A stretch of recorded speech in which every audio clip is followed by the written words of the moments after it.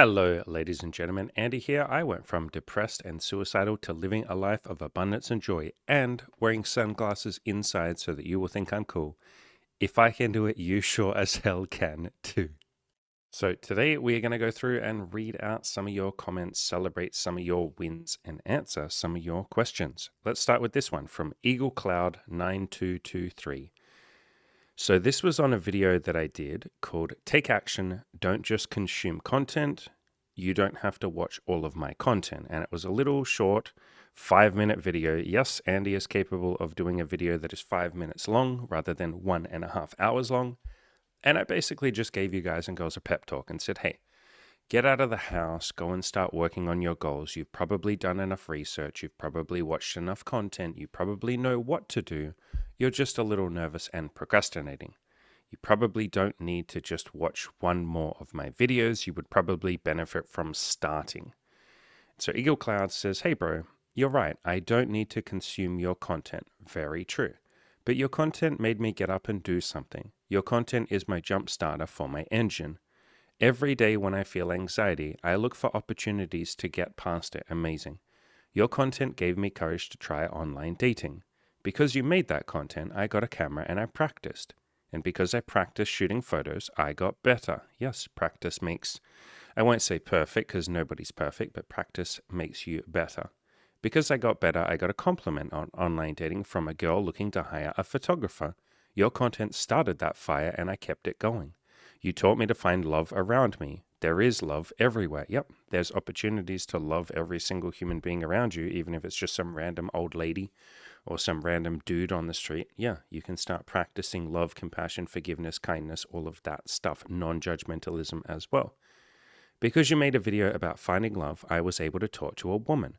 Because I was able to talk to one woman, I was able to make 4 women giggle today.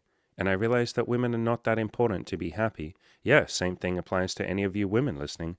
You don't need a man to be happy. A man can be a beautiful addition to your life, but can you be happy as you are right now? And then you share that with somebody else.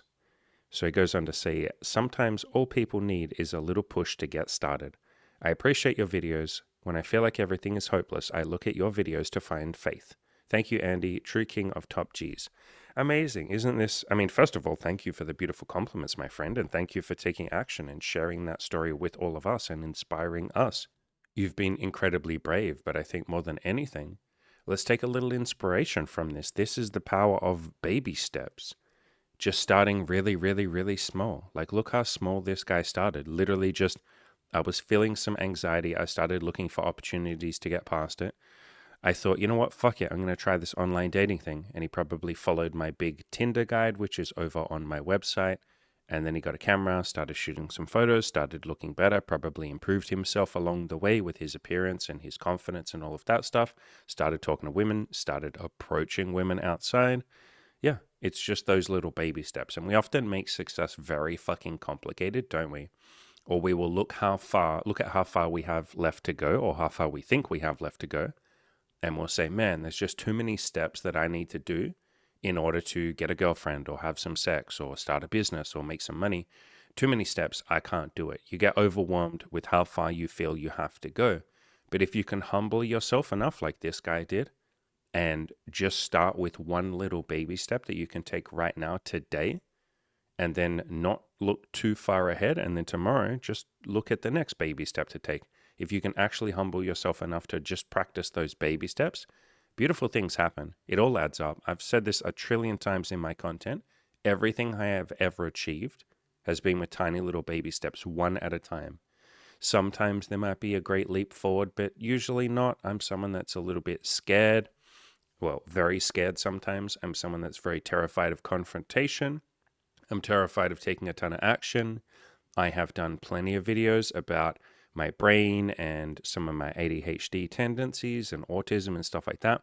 I'm not this big confident fucking alpha male who just does a shitload of action every single day and gets up and is a badass. No, that's definitely not me. But it's a bunch of baby steps that if you just wait long enough, like years, it really starts to pay off. If you can dedicate yourself to self-improvement for The next 5 or 10 years, you have no idea where you'll be. And after that point, you'll be fucking addicted to self-improvement anyway, because who doesn't like goals? Who doesn't like success? Who doesn't like happiness and peace and joy and improvement and progress and all of that, and the friends that you make along the way? But if you can start thinking in terms of 5 or 10 years ahead, and don't get overwhelmed at that, but just think, all right, I'm going to become a self-improvement person. If you can just become the self-improvement person with one baby step at a time, man, this shit really adds up. So I appreciate you sharing, Eagle Cloud. I appreciate you taking a ton of action, bro, and inspiring all of that, or inspiring all of us with all of that. Thank you for the beautiful compliments as well. What a great comment, dude. And keep going. I don't think you need any advice now. Literally, this was on a video of me saying you don't need any more advice. Go take action. You're already taking action, but I'll give you a little parting shot. You are already walking the path. Just keep going. You're one of those people. I have a lot of people like this in my coaching group where I'm like, bro, you're already doing what you need to be doing. Just keep going. Like, don't change anything. You are going to make changes, but like, don't stray from the path. Just keep marching forward. Work on your happiness. Sounds like you're already doing that. Work on your self-improvement. Sounds like you're already doing that. Make a bunch of friends along the way. Sounds like you're probably already doing that. Keep going, brother. Good job. All right, you lovely people. Comment number 2. So this was on a video I did quite a few months ago called Women Are Actually Really Nice. And in this video, I talked about, hey, big surprise, most women are actually pretty nice, just like most guys are actually pretty nice. Yes, there are some people out there that are hell-bent on hurting themselves and other people. They're going through their own shit. They have their own reasons for that. We just gently avoid those people. We don't need to condemn them. We don't need to hate them. We don't need to speak out against them. Can if you want to, but generally I've found that the most peace I have in my life is when I just avoid people like that. And then you're left with the people that are really nice. And most people are pretty nice. So this guy, what is your username? Let me get real close. LFO784. You guys and girls have crazy fucking usernames. It's when you take a step back and realize that most people are actually all right. Men and women both. I've had my problems with women in the past, but I sought professional help for it, therapy. It was difficult at first, but I eventually learned to overcome my grievances. The biggest takeaway I had is that not everyone is out to get you. Give people a chance and you may find yourself pleasantly surprised. Yeah, I did a video on this recently. So it was this video right here. You can just find it on my channel if you just search for the word, I don't know, secretly. It was called My Brain Secretly Hates Peace and Happiness. Does yours? And I talked about how we often hold on to grievances and we stack them up in the filing cabinet in our brain and we say, well, one time a woman flaked on me and then this other woman was a bitch to me and then this other guy was an asshole to me and blah, blah, blah. So therefore, women suck or men suck or people suck and we hold on to that shit. But if we can learn to let go of those sufferings or those grievances that we hold on to, if we can let go of our fucking baggage or recontextualize it, as I talk about in the Play to Win video course, that is the point of the Play to Win video course, is to help you recontextualize your judgments, your pain, your suffering, what you've been through. If we can recontextualize it, then we don't see people as dangerous or bad anymore. We see them as just a bunch of people trying to do their best, and that's all of us are ever really trying to do. So I want to comment on a couple of things here. First of all, beautiful comment, my brother. Like, good job going to therapy. It's funny you say it was difficult at first. Yeah, because do you know what therapy requires? You already know this. You've been to fucking therapy. But therapy asks of you to take extreme ownership of your life and of your problems and of your suffering. Therapy requires that you be a big boy or a big girl, which most people are not ready to do. That's okay. But the vast majority of human beings, or a lot of human beings, are children in adults' bodies. And that is not a judgment. That is a true factual statement. Where did you learn most of the behaviors that you have as an adult? You learned them as a child. Who taught you about morality and good and evil and all of that sort of stuff? Your parents. Who told you what kind of person to be? Your parents and your school. Most of your development was during your formative years as a child and an adult. And most people just haven't given themselves the time, or they didn't even know it was a thing, to go through their own brain and be self-aware enough to say, do I want to hold on to that behavior or do I want to change it? Do I want to improve this or do I want to leave it how it is? Most people aren't into self-improvement. They're just not. The majority of people aren't into self-improvement. And even if you are, it takes literally years, maybe a decade, to go through most of what's in your brain and say, do I want to keep that or change that? Do I want to improve that or leave it how it is? And so most people are walking around with behaviors and thoughts and views of the world that were given to them in childhood.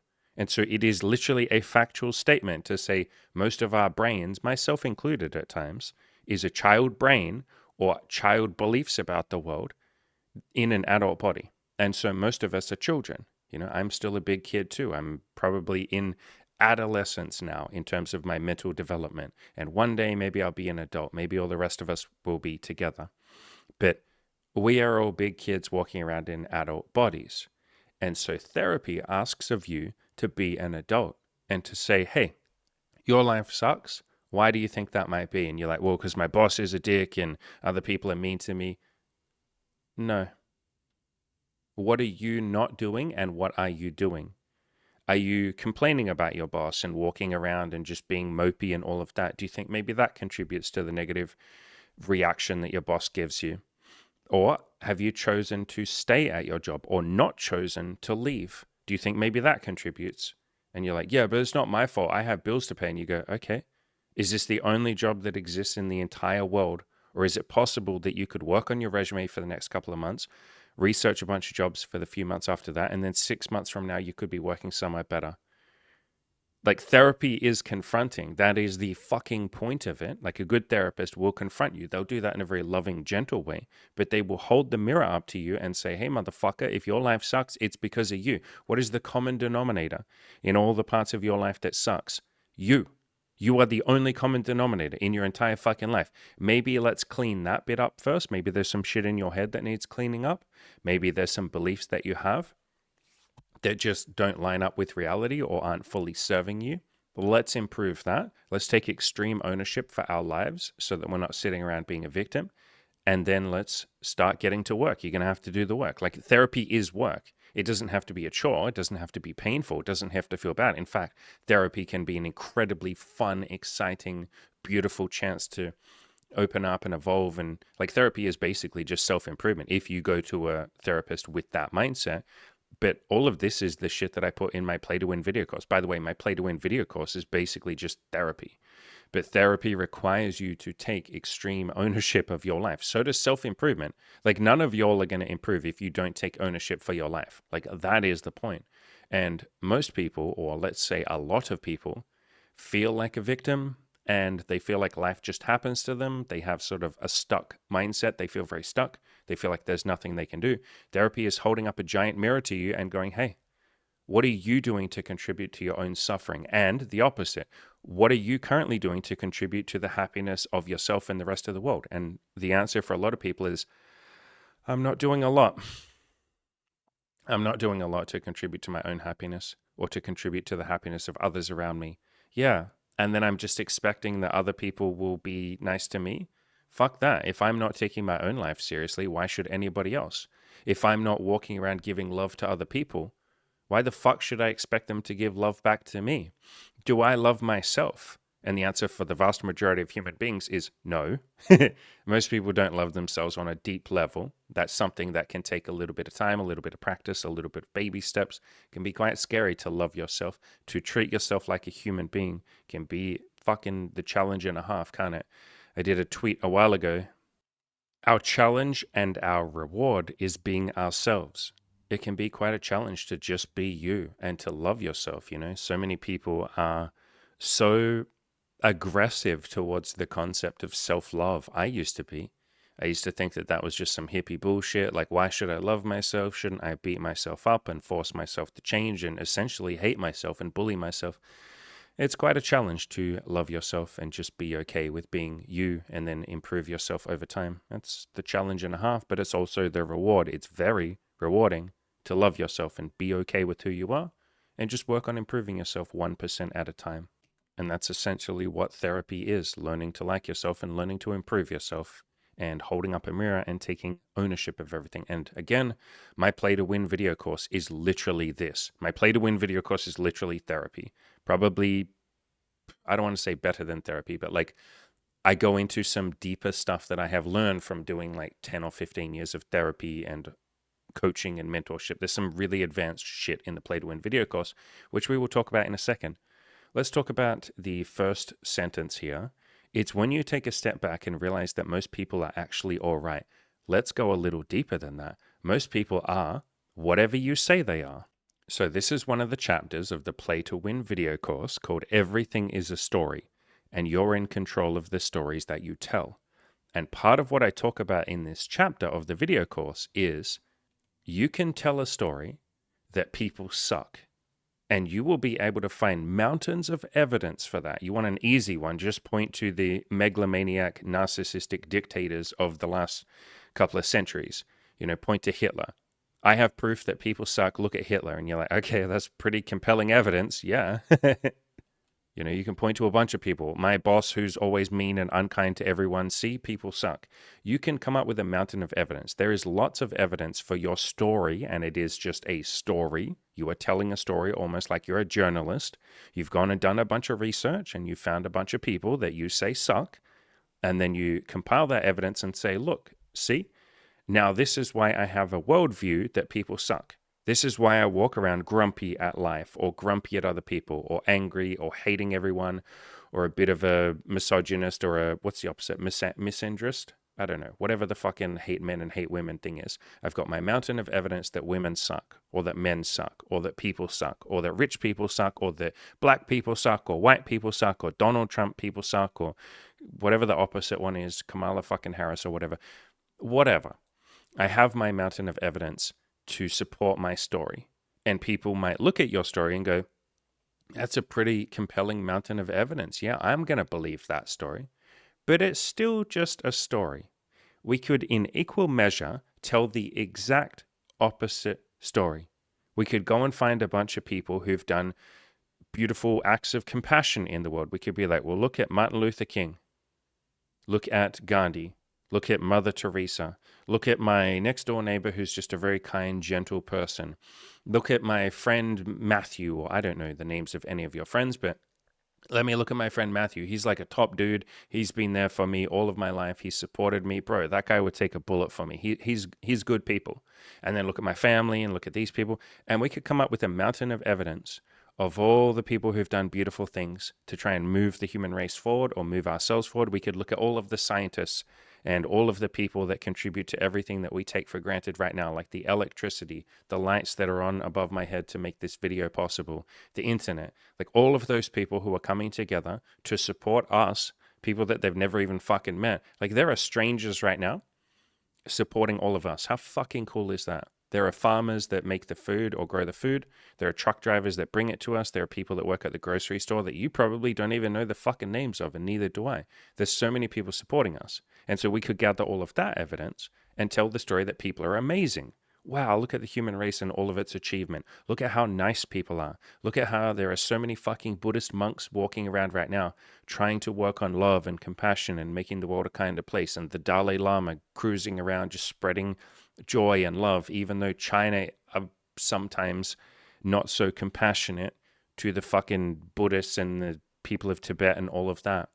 But look at all the kindness in the world and people doing the best that they can. And we could tell a pretty compelling story there. And plenty of people would listen to that story of compassion and look how wonderful human beings are. And they would nod their head in agreement and go, yeah, it's a pretty compelling story. I believe that story. But it's still just a story.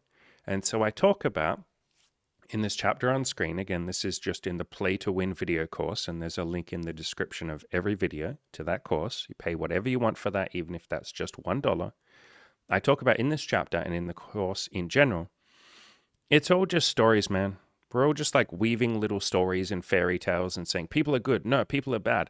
And then we debate each other and we sometimes even go to war over our difference of opinion, our different stories. But we're all just telling stories. We cling on to our stories and we say that they're true, but it's just a fucking story. And so you could tell a story that people suck, that women are bitches. You could give me all the evidence in the world as to why you're correct. I've been flaked on, or I've had a bunch of women flake.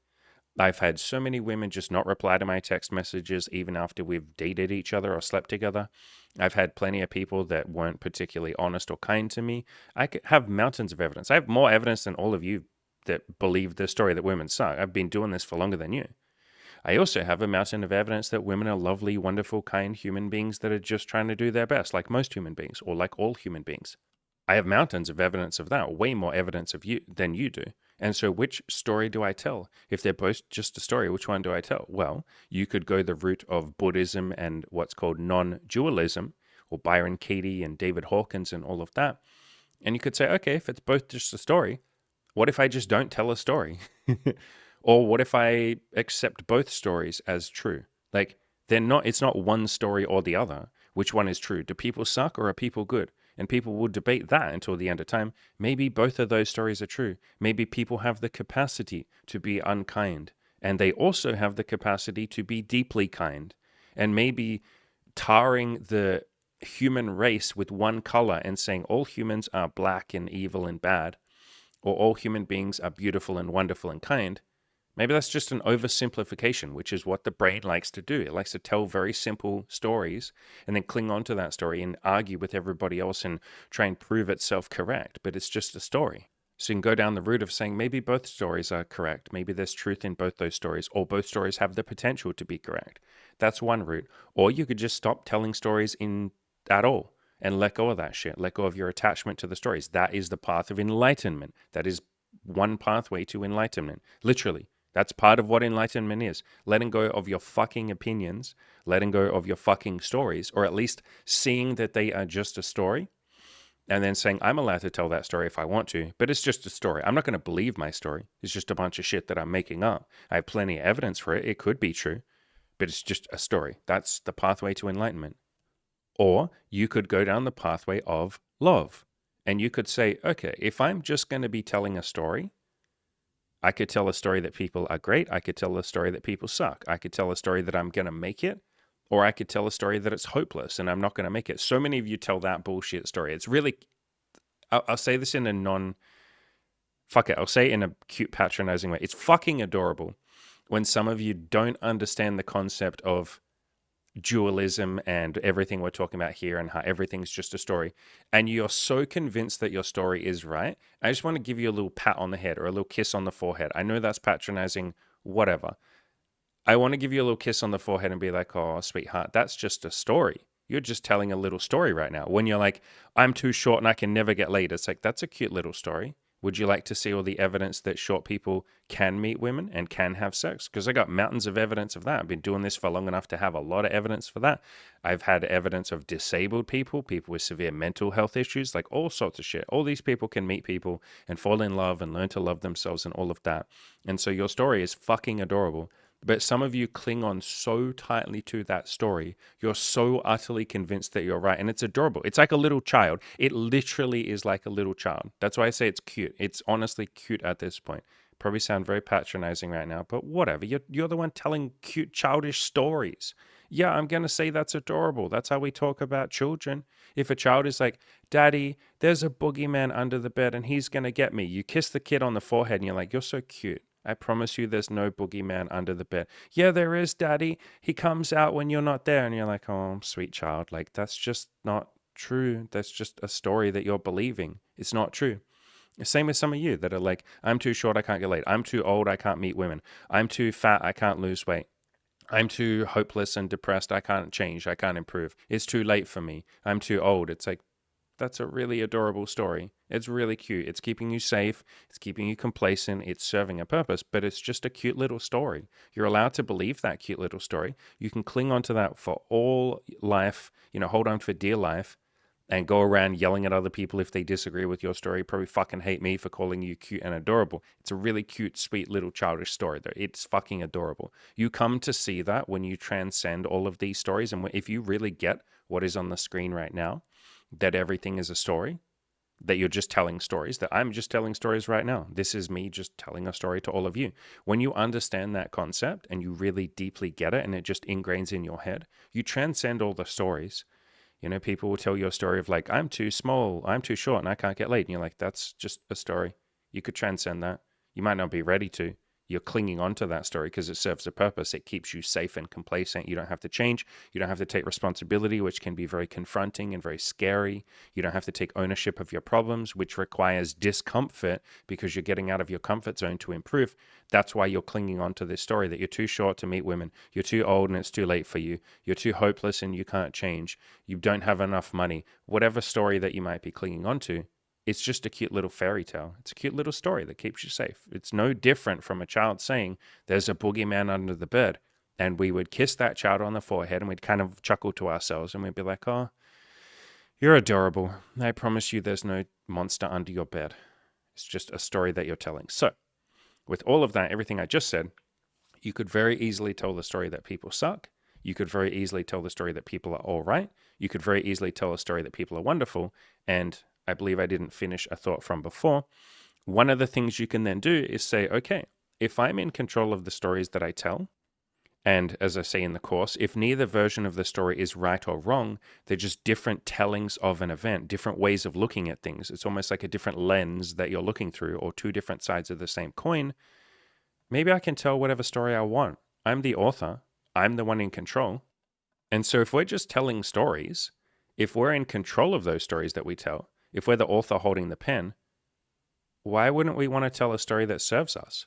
You know, the story that gets us closer to our goals, closer to the person we want to be. The stories that make us feel good and motivate us and fill us with energy and make us want to run towards our goals. You know, the stories that get us pumped up and excited to work on our goals, rather than the stories that make us feel hopeless. You know, like, I'm too short, I can't meet women.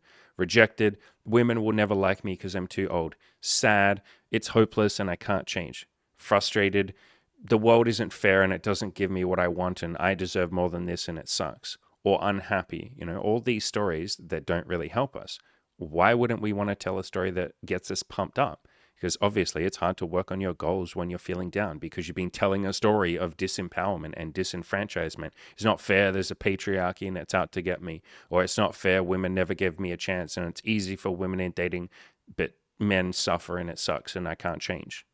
And so if you're going to choose to tell stories, which is what we all do, you probably don't realize you've been doing it, but you're just telling a bunch of stories. So am I. If we're going to tell stories, why don't we just tell a story of love? Why don't we tell a story of, like, you know what, people are good and they're just trying to do the best that they can. And I'm going to focus on that because that story is as equally true as people are bad and they suck and they're awful. And so I'm going to choose the story of love and compassion because that gets me fired up. That gets me excited. That makes me feel good. It's still just a story. I'm self-aware enough to know it's a story, but I'm going to just tell that story. And then let's see what happens in my life. You can play this fun experiment that I love to do with people. And I highly recommend all of you do this and give it a go.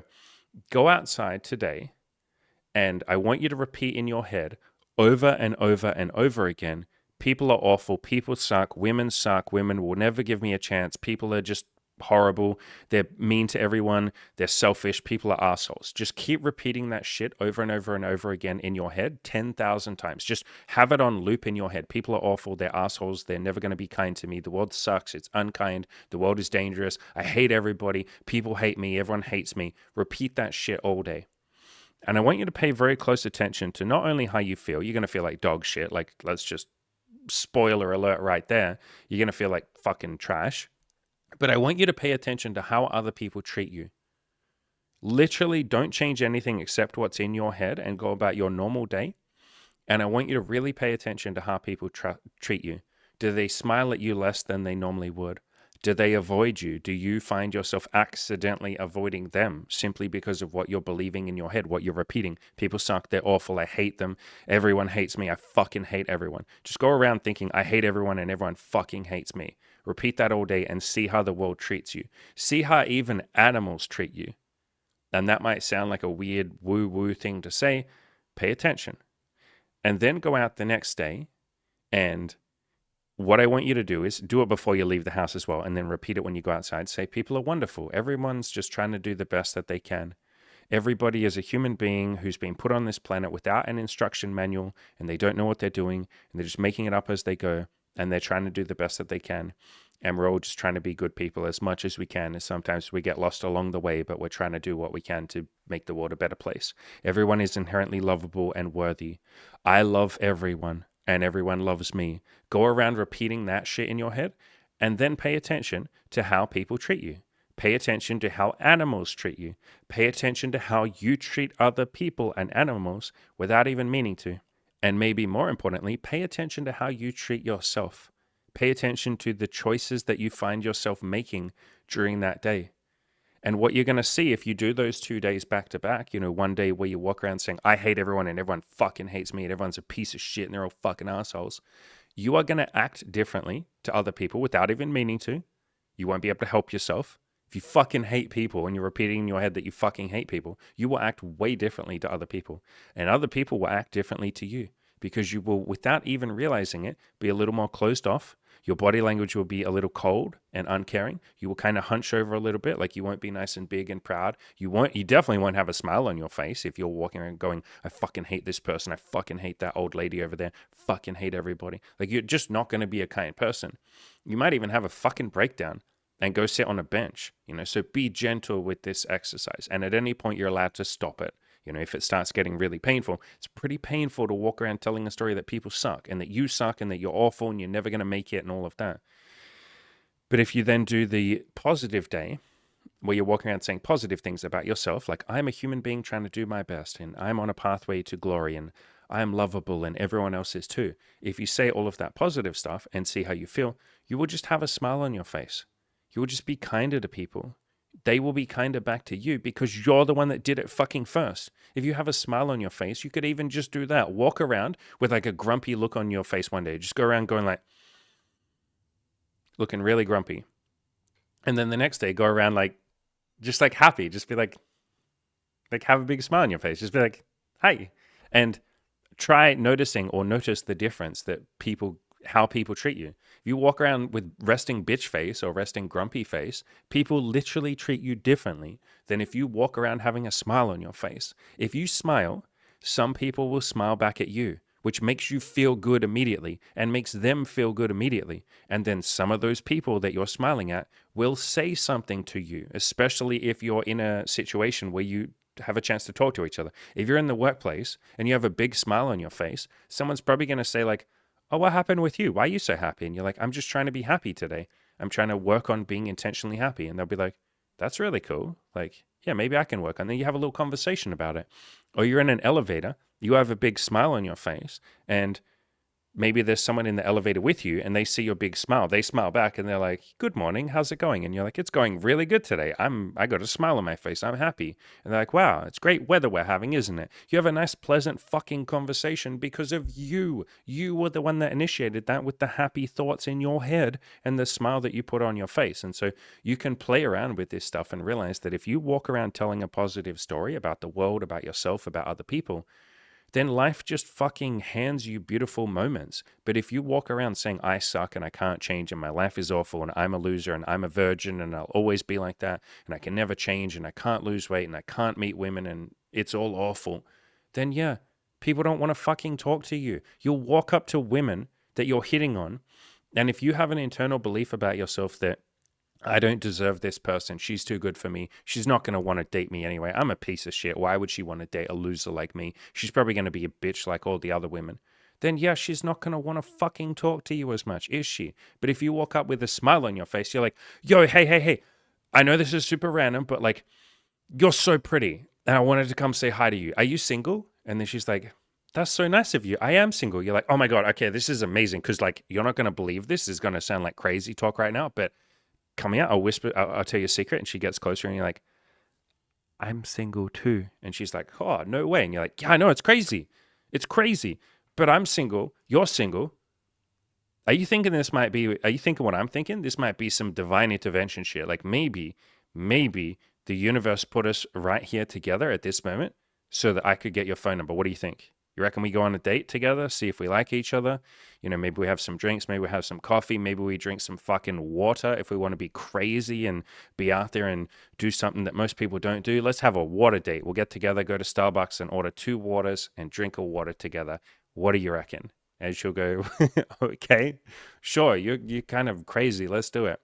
Boom. Like, of course it's going to go better if you're in a good mood. You will try harder. You will be happier. You will be more excited. You'll be a more exciting person to be with. You have that self-love energy about yourself and you love other people. You'll take everything that she says, you'll take the best possible view of it, rather than if you have a negative mindset and you're telling stories that women suck and it's never going to work, she will say something and you'll just take it in the worst possible light and you'll sort of disqualify yourself or disqualify her, or you'll self-sabotage, or you'll just walk away, or you won't try as hard. And you see this so often in dating.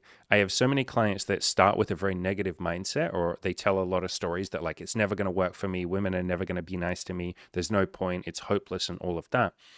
And they'll go up to a woman, they'll hit on her, and they'll say, I'd love to grab a coffee with you sometime. And she'd be like, yeah, I'd really like that. The only thing is I don't drink coffee. And because this guy has a negative mindset, he's like, see, she rejected me. And you're like, how in the fuck was that rejection? She said, sure, that sounds really nice. I just don't drink coffee. She literally said, sure, that sounds nice. But because you're telling a story of negativity and that it won't work and that it's hopeless and all of that, and you believe that story so strongly, and again, everything is just a story. It's a fucking story that you're telling. But because you believe that story, you don't try as hard. And she goes, oh, I'd love that, but I don't actually drink coffee.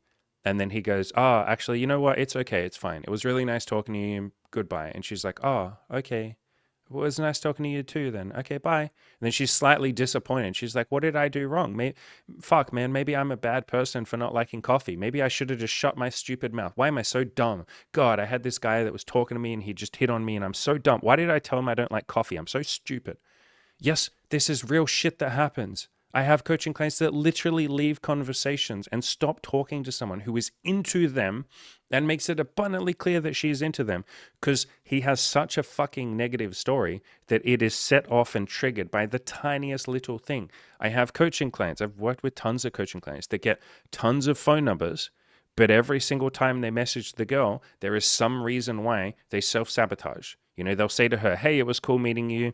I'd love to grab that coffee or that drink. Are you free on Friday? And she'll be like, hey, I'd love that too. I'm not free on Friday, but maybe I could do the weekend.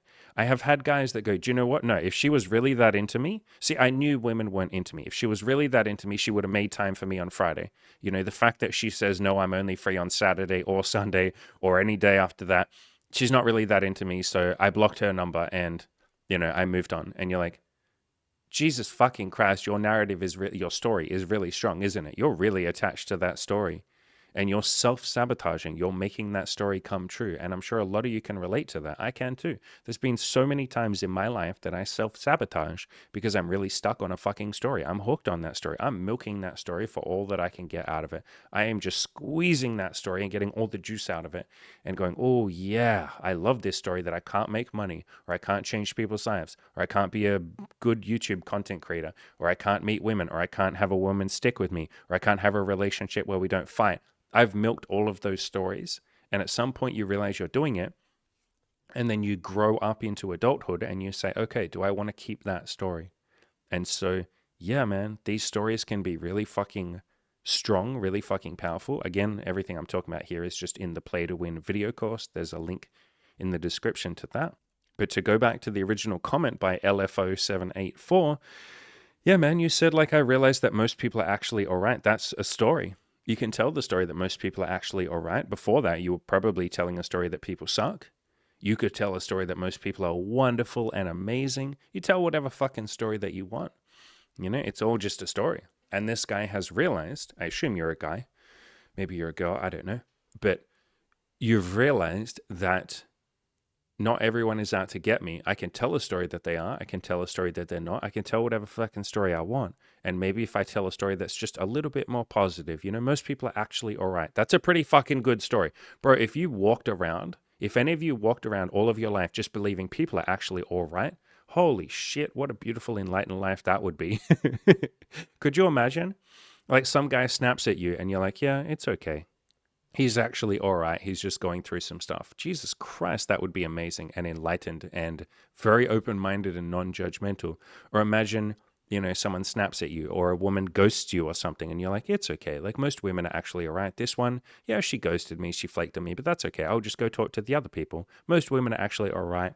And one bad apple, not that she's a bad apple, but one supposedly bad apple doesn't spoil the rest. You know, just because one woman ghosted me doesn't mean that every woman on the planet will ghost me.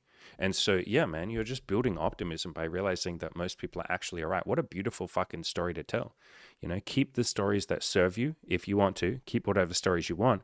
But this guy, I assume you're a guy, has this beautiful story of, I realize most people are actually all right. Keep that fucking story if it's serving you. And so, as I said in the Play to Win video course in that chapter, if I'm ever unsure if a story is helping me, I just ask, is this belief serving me? If it is, then fine, fuck it, I keep it. If it's not, then I just tell a different story. I reframe it. Like, that is the point of the Play to Win video course, is how to reframe things. You can also use stoicism. But yeah, man, keep the stories that serve you.